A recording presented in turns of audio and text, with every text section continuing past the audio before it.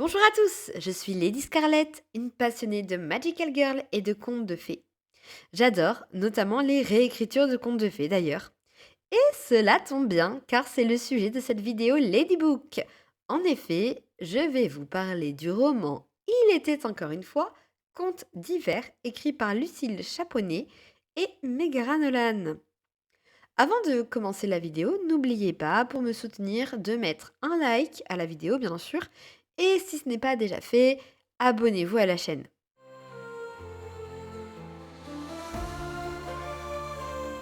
Lucille Chaponnet et Megara Nolan sont deux autrices qui s'auto-éditent. Et si elles ont chacune leur roman, ici, elles se sont associées pour sortir toute une collection de réécritures de contes de fées assez spicy. La collection, il était encore une fois, compte 4 tomes. Loup-garou et barésie, Le djinn et la voleuse, Vampire, magie et dernier coup de minuit, et enfin le dernier, Sirène, trafic et gros calibre. Bien que chacun des romans existe séparément en version brochée, les 4 romans sont aussi disponibles sous la forme d'une édition intégrale de 2 volumes reliés. Et justement, c'est cette édition intégrale que je possède, dédicacée par l'une des deux autrices, Lucille Chaponnet. Le premier tome de l'édition intégrale, c'est Contes d'hiver avec Loup-garou et barésie ainsi que Vampire, magie, dernier coup de minuit. Ces deux romans se passent durant la période hivernale, d'où le fait de les avoir regroupés. Les deux autres romans de la collection, Le djinn et la voleuse ainsi que Sirène, trafic et gros calibre, sont donc dans le second tome de l'intégrale Contes d'été. Au moment où sort cette vidéo, je n'ai lu que Contes d'hiver et je profite qu'on soit d'ailleurs au mois de décembre pour vous sortir la vidéo sur mon opinion concernant les deux romances présentes dans ce premier tome de l'intégrale. Réécriture de contes de fées sous forme de romance, bien sûr que je suis preneuse. Vous allez le voir, mais j'ai deux avis très différents concernant les deux romances présentes dans Il était encore une fois Contes d'hiver. Lorsqu'on lit le livre, la première partie du roman c'est Loup-garou et barésie et la seconde est Vampire, magie, dernier coup de minuit. Je vais donc vous donner mon avis sur ces deux romans dans cet ordre-là. Je rappelle que ce livre n'est pas destiné à un public jeunesse, malgré le fait qu'on ait des réécritures de contes de fées. Les autrices le précisent bien et c'est noté sur Amazon que la lecture est conseillée pour un public au-delà de 16 ans, tout simplement à cause de la violence présente dans le récit ou des scènes explicites de rapports entre les personnages. Bien entendu, certaines de ces romans sont plus ou moins spicy. Par exemple, Loup-garou et barésie est beaucoup plus détaillé et effectivement spicy que Vampire, magie, dernier coup de minuit. Allez, il est grand temps que je vous donne mon avis en détail sur chacune de ces romances.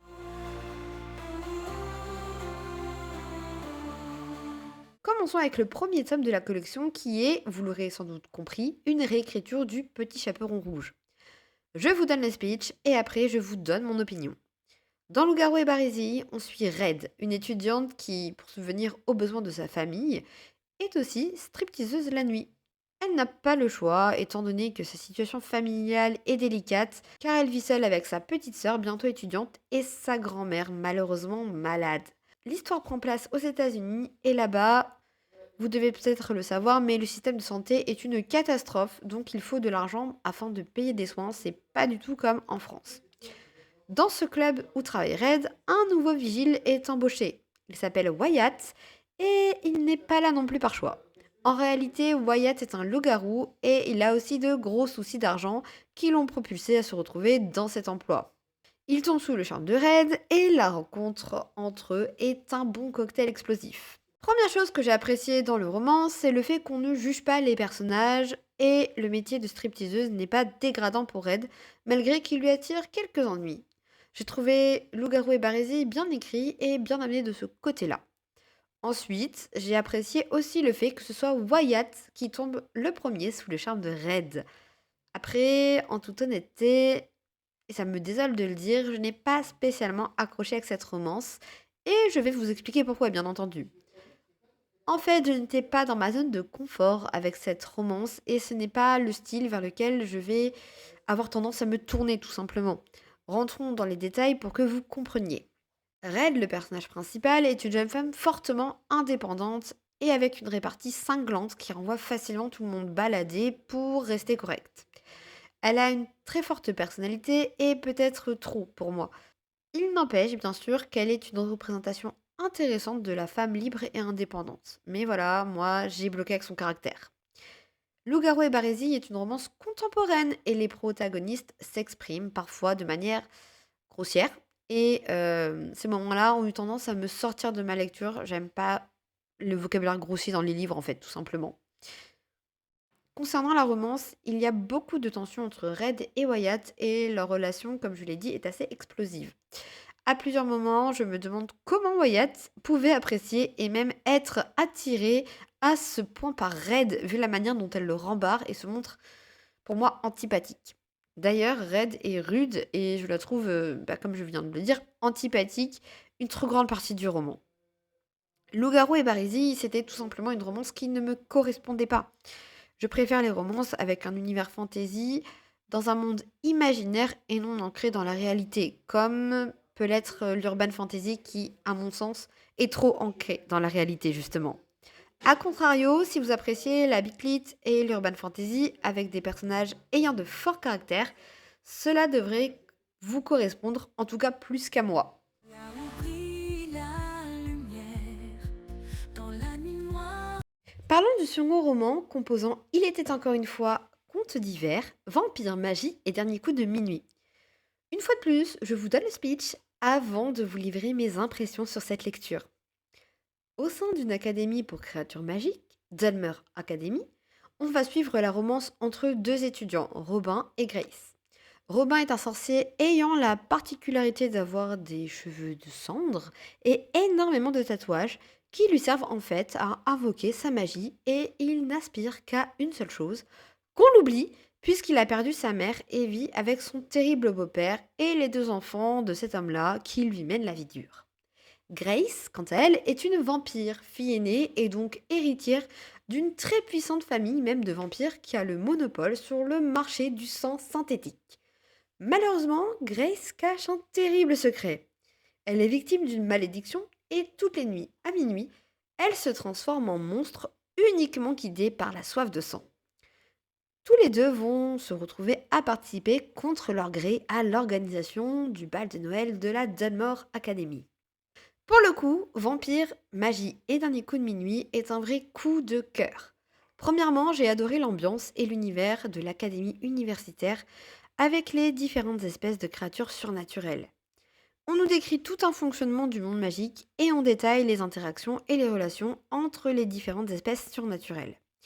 Au résumé, vous l'aurez sans doute compris, mais on est bien entendu sur une réécriture de Cendrillon. Les rôles sont inversés ici car notre rôle de Cendrillon est joué par Robin et celui du prince revient à Grace. Cependant, même si le cœur de l'intrigue reprend la trame de Cendrillon, je ne peux pas m'empêcher d'avoir vu des similitudes avec d'autres contes. On a notamment La Belle et la Bête, avec la malédiction subie par Grace, et je ne vous parlerai pas d'autres contes pour ne pas vous spoiler le roman si vous comptez le lire. Pour dire un petit mot sur les personnages, Robin, il est vraiment adorable. C'est vraiment un mec bien, mais qui souffre depuis la mort de sa mère. J'ai beaucoup aimé la manière dont il est capable de se servir de la magie, ça change des sorciers habituels. Et après, on a Grace, qui se veut être un modèle correspondant parfaitement aux attentes de ses parents. Si elle paraît froide et inaccessible, en réalité, elle cache aussi plus de douceur. Mais ce qui fait la force des personnages de Vampire Magie Dernier Coup de Minuit, ce sont, à mon sens, les personnages secondaires. On a Jacob, le frère de Grace, que je trouve toujours hilarant. Nora, la meilleure amie de Robin, qui est totalement le reflet de Jacob, avec un caractère identique à celui du frère de Grace. Et on a le professeur d'humanologie, Freddy Camery, qui est véritablement loufoque et qui a un rôle important dans l'histoire. D'ailleurs, concernant ce personnage, son nom est un anagramme d'un célèbre chanteur et il y a beaucoup de références musicales à ce chanteur et à son groupe dans le livre.